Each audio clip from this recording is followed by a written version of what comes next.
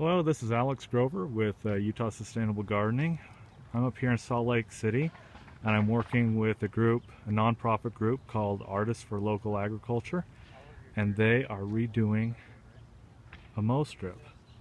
The narrower ones are famously known across the country as a hell strip because of the lack of water and the heat from the sidewalk and the road, but this one is huge.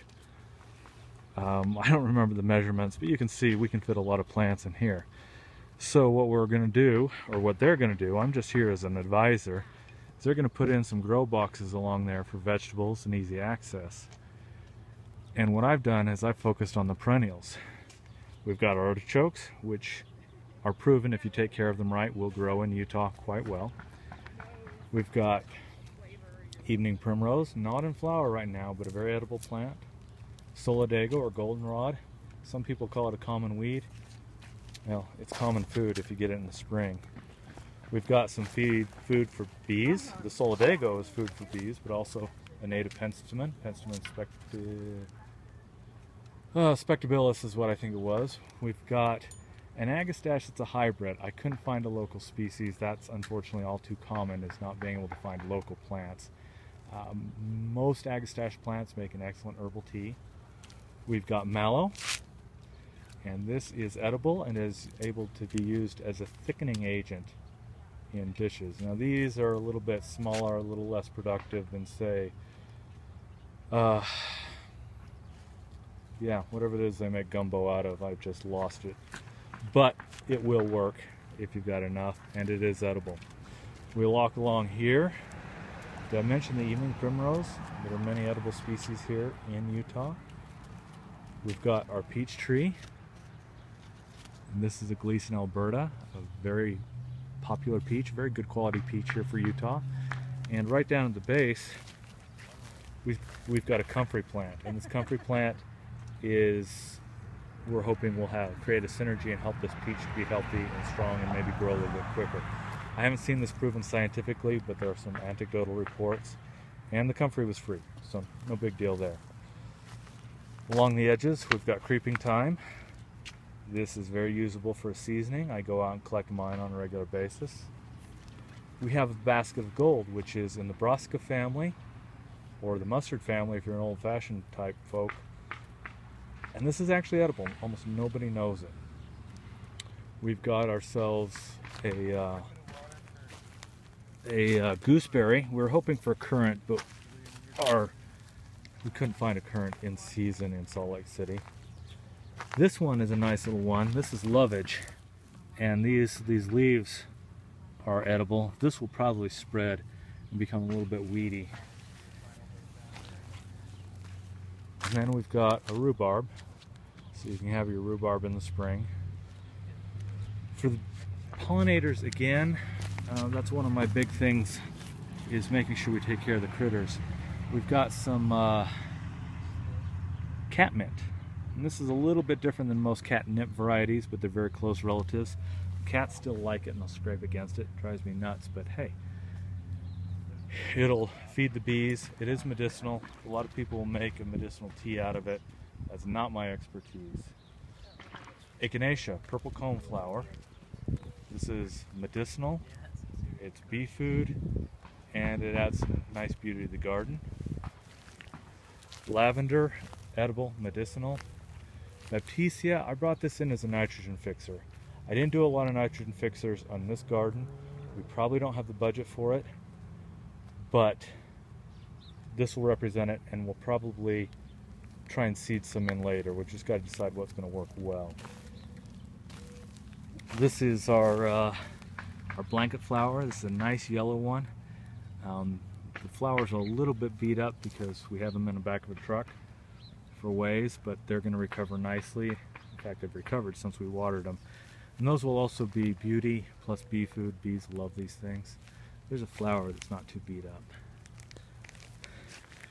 Russian sage, big beefy plant, good bee plant, but because it's so big, in fact there's a bee right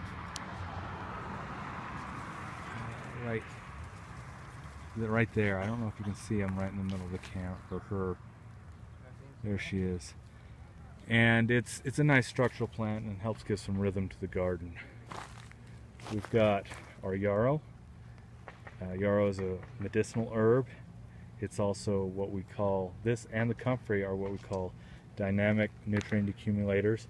The theory is that they will bring nutrients from deeper down in the soil into their leaves. We can chop off the leaves and they will enrich the soil. They'll certainly build a good carbon layer in the soil, or carbon content, which is good for most of the plants we have here. As we go on, we have got Delosperma, also known as ice plant. This is a bee plant and a ground cover. If we have the plants grow that we want, then they'll outcompete the weeds better. So that's why we've thrown that in there. And then we've also got, let's get a little closer there. That is our sedum. This is a low-growing sedum. They use this on green rooftops back east. Very water hardy. If we run into a drought, these will most likely be one of the best survivors. And we've got Rudbeckia, black-eyed Susies. I finally remembered the common name. I went blank earlier. Again, this is more ornamental. It will attract some bees. It'll also spread through the garden. Again, filling niches, so it may become weedy, but it's better than a lot of the weeds we could get. What else can we find here? We've got some salvia right here. Now this is sage. This is culinary sage. This is the stuff that you cook with your chicken, and it's really good with chicken, with beef, with lamb. I don't think I've ever tried it with, well, no, actually I have tried it with pork. It's good in pork sausage, so this is really a good, reliable, it's a seasoning herb, but really no garden should be without it as long as you've got weather that will keep it alive, and we do. This stuff does great here and should do really great where we're at. Go on, I think we've got a couple more plants here I haven't talked about. We've got an ornamental salvia here. This is probably May night. I didn't check the variety on it. Again, this is good bee food. It will bring pollinators in, and it will also be one that spreads very well. Fill in, cut down the number of weeds. Chives, that one plant will keep us in chives here for the rest of the owner's life on the property.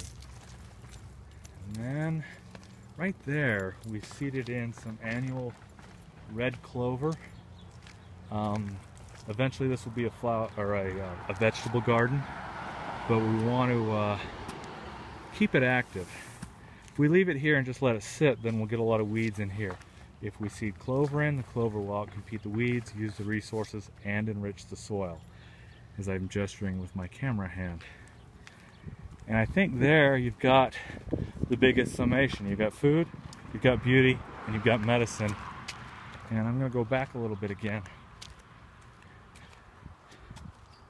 This mow strip is actually bigger than the front lawn.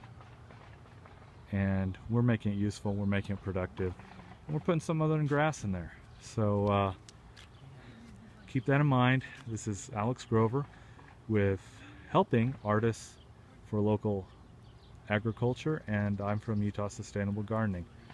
Manana.